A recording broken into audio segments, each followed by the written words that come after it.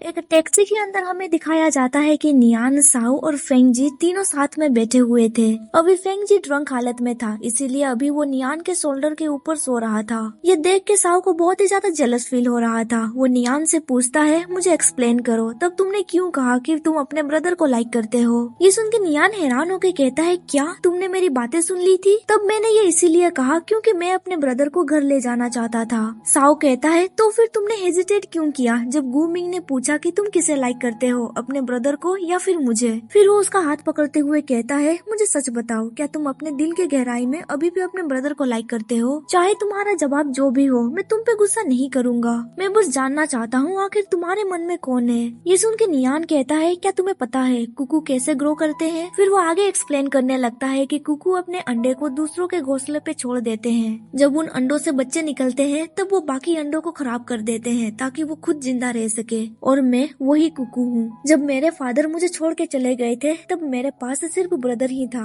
उस वक्त मेरा ब्रदर ही मेरा सेवियर था। मेरा ब्रदर हमेशा मेरे साथ रहता था। उसने मुझे प्यार दिया जैसे कि वो अपने प्लान से करता है। मुझे हमेशा डर लगा करता था कि मेरे फादर की तरह ही वो भी मुझे छोड़ के चला जाएगा, इसीलिए मैं ग्रीडी हो गया था। फिर मैं उससे ज्यादा अटैच होने की कोशिश करने लगा। मैं चाहता था कि मैं उसे पोजेस कर लूं। इसके लिए मैंने उसके फेवरेट फ्लावर को भी डिस्ट्रॉय कर दिया था। ये फीलिंग मैं तुम्हें एक्सप्रेस नहीं कर सकता। इसी रीजन की वजह से जब गू मिंग ने मुझे पूछा कि तुम्हारा पहला प्यार कौन था, तब मैं जवाब नहीं दे पाया। साओ से कहता है, पोजीशन और लव दोनों अलग चीजें हैं बुद्धू, तुम्हें बस उससे सेंस ऑफ सिक्योरिटी चाहिए और कुछ भी नहीं। नियान उसकी बातें ठीक से समझ नहीं पाता है। साओ उसे समझाने लगता है, जब तुम एक लिमिटेड एडिशन कॉमिक बुक को खरीदते हो तब तुम अपने पुराने कॉमिक्स को उस कॉमिक की वजह से फेंकते नहीं हो। ये पोजीशन है, ना कि लव। नियान कहता है, अगर ये लव नहीं है तो फिर ये क्या है? साओ उसके दिल पे हाथ रखते हुए कहता है, क्या उसकी वजह से तुम्हारा हार्ट बीट कभी तेज हुआ है? फिर वो उसके लिप्स को टच करते हुए कहता है, क्या तुम्हें कभी उसे किस करने का मन हुआ है? देन वो उसका हाथ पकड़ते हुए कहता है, क्या तुम उसे मिस करते हो?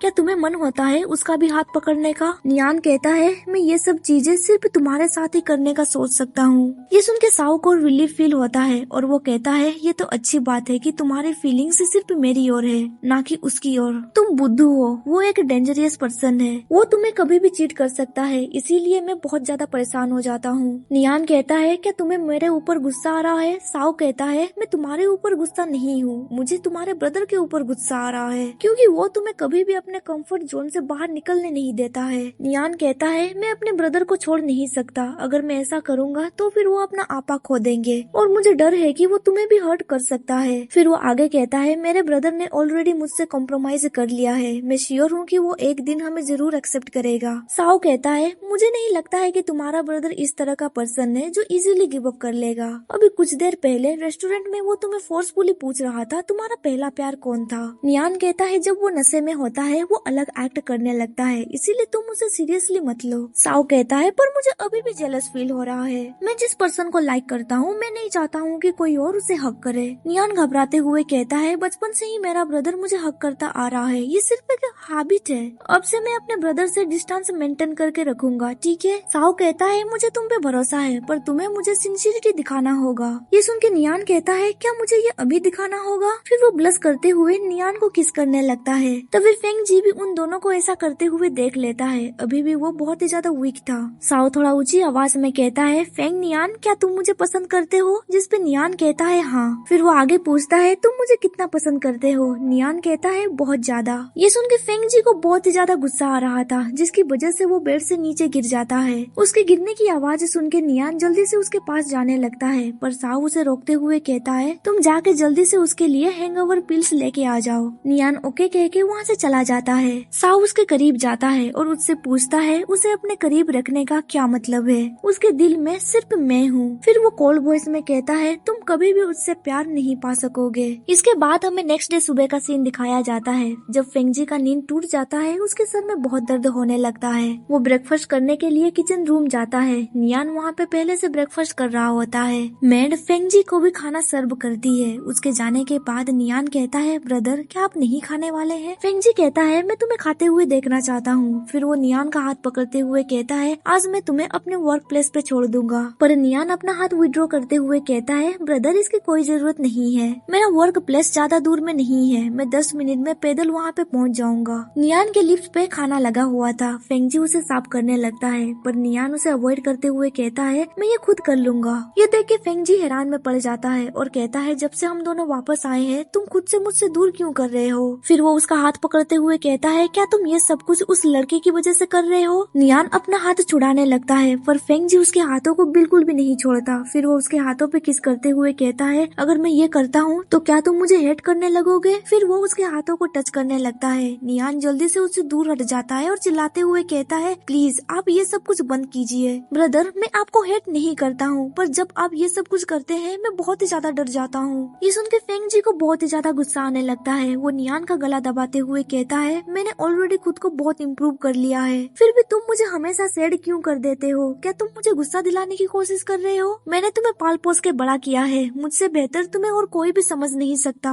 कब से तुम इतना बदल गए हो। नियान उसे दूर धक्का दे देता है। फिर भी फेंग जी अपना हाथ आगे बढ़ाते हुए कहता है तुम ऐसे एक्ट क्यों कर रहे हो, मुझे ये बिल्कुल भी पसंद नहीं है। वहाँ पे मेड भी आ जाती है। फेंग नियान मौका देख के वहाँ से भाग जाता है। फेंग जी सोचने लगता है क्या ये सब कुछ उस पर्सन की वजह से हो रहा है, क्या वो धीरे धीरे नियान को मुझसे दूर कर रहा है। फिर उसे याद आता है साव ने उससे कहा था तुम कभी भी उसका प्यार नहीं पा सकोगे। ये सोच के फेंग जी सोचने लगता है क्या तुम मुझे प्रोवोक कर रहे हो, मैं तुम्हें कभी भी माफ नहीं करूंगा। इसके बाद सीन शिफ्ट होता है। हमें दिखाया जाता है कि अभी नियान घर से बाहर आ चुका था। वो सोचने लगता है ब्रदर एक टाइम बॉम्ब की तरह है, मैं उसे बिल्कुल भी कंट्रोल नहीं कर पाऊंगा। फिर वो अपना फोन निकालते हुए कहता है मुझे यूसेन से मदद मांगनी चाहिए। इसके बाद हमें दिखाया जाता है कि वो यूसेन के कंपनी में पहुंच चुका था। रिसेप्शनिस्ट कहती है वो अभी 15th फ्लोर पे है, इसीलिए वो 15th फ्लोर जाने लगता है। तभी वो वहाँ पे एक पर्सन को देखता है। वो सोचने लगता है क्या वो पर्सन मेरे डैड है। फिर वो आगे सोचने लगता है नहीं शायद मैं कोई हेलुसिनेशन कर रहा हूँ, वैसे भी मेरे ब्रदर ने कहा था कि वो ऑलरेडी मर चुके हैं। फिर अगले सीन में हमें दिखाया जाता है कि वो यूसेन के चैम्बर पे पहुंच चुका था।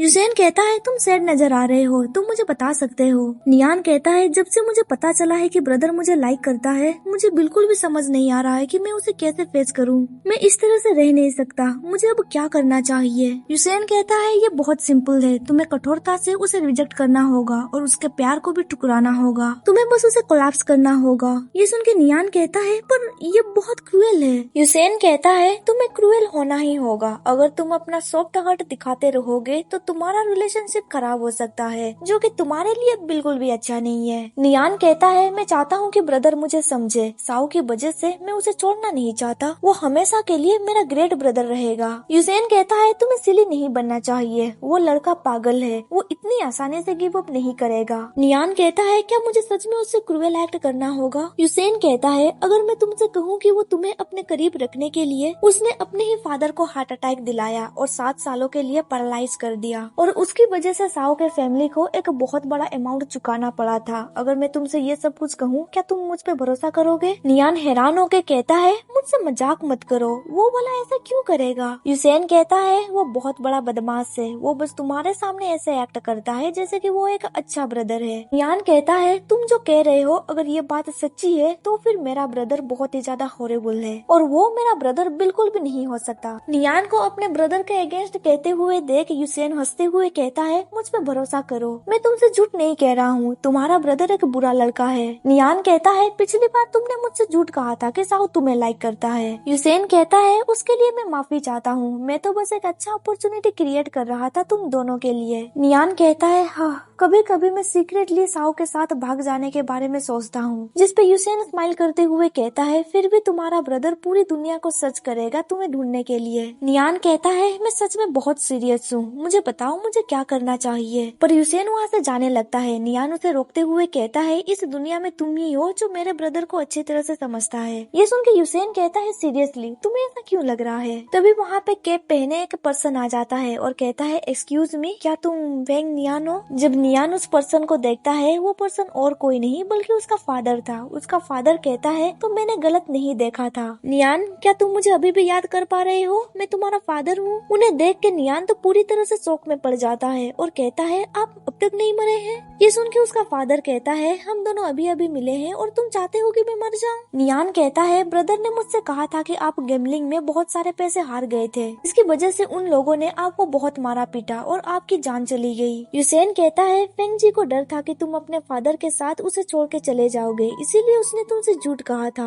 नियान हैरान होकर कहता है वो वाला मुझसे झूठ क्यों कहेगा। उसका फादर कहता है हाँ ये बात सच है कि गैम्बलिंग में मैंने बहुत सारे पैसे गवा दिए थे, जिसकी वजह से उन्होंने मुझे मारा पीटा था, पर इसके बाद आउवेन ने मेरी मदद की पैसे चुकाने में। यहाँ पे आउवेन फेंग जी का फादर का नाम था। वो इंग्लैंड में रह के उसके फादर का ध्यान रख रहा था। फिर वो आगे कहता है जब उसके पिता मर गए मेरे पास ऐसी कोई चीज नहीं थी जो मैं गवा सकता था, पर मेरे पास एक चीज थी, वो था मेरा बेटा। यहाँ से जाने से पहले मैं तुमसे दोबारा मिलना चाहता था। ये सुन के नियान कहता है कि क्या आप मुझे दोबारा छोड़ के चले जाएंगे। फिर वो रोते हुए कहता है बचपन में आपने मुझे छोड़ दिया, क्या आप सच में मेरे बायोलॉजिकल पिता हैं? फिर वो गुस्से से सोफे पे बैठ जाता है। यूसेन कहता है तुम्हारा फादर फेंग जी से छुप रहा है, जिसकी वजह से उसे बहुत दिक्कतों का सामना करना पड़ा है, तुम उन्हें माफ कर दो। उसके फादर को यहाँ पे लाना यूसेन का भी प्लानिंग था और फेंग जी से ये सब कुछ छुपाने के लिए उसे भी बहुत दिक्कतों का सामना करना पड़ा था। नियान कहता है मैं समझ गया। अगले सीन में हमें दिखाया जाता है कि नियान अपने फादर के साथ कॉफी शॉप पे गया हुआ था। कॉफी पीने के दौरान नियान कहता है मेरी वजह से अंकल फेंग की जान चली गई। उसका फादर कहता है तुम ये क्या कह रहे हो। नियान कहता है मेरी वजह से तो उन्हें हार्ट अटैक आया था। वो 7 सालों तक इंग्लैंड में रहे, वो बीमार थे, फिर भी उन्होंने मुझे कभी भी नहीं बुलाया। इसका मतलब ये हुआ ना वो मुझे हेट करते हैं। उसका फादर हैरान होकर कहता है नियान मुझे लगता है तुम कुछ मिसअंडरस्टूड कर रहे हो। अंकल फेंग तुम्हें हेट नहीं करता है और उनका एक्सीडेंट ये तुम्हारी वजह से नहीं हुआ है। ये सुन के नियान पूरी तरह से हैरान में पड़ जाता है। यहाँ पे ये चैप्टर खत्म हो जाता है। वीडियो आपको कैसी लगी कमेंट सेक्शन में जरूर बताना। अगर आपने मेरे चैनल को सब्सक्राइब नहीं किया है तो सब्सक्राइब कर दो और साथ ही बेल नोटिफिकेशन ऑन कर दो ताकि आपको मेरी हर वीडियो का नोटिफिकेशन मिल सके। Thank you for watching this video. अब मिलते हैं अगले चैप्टर पे, तब तक के लिए बाय, टेक केयर।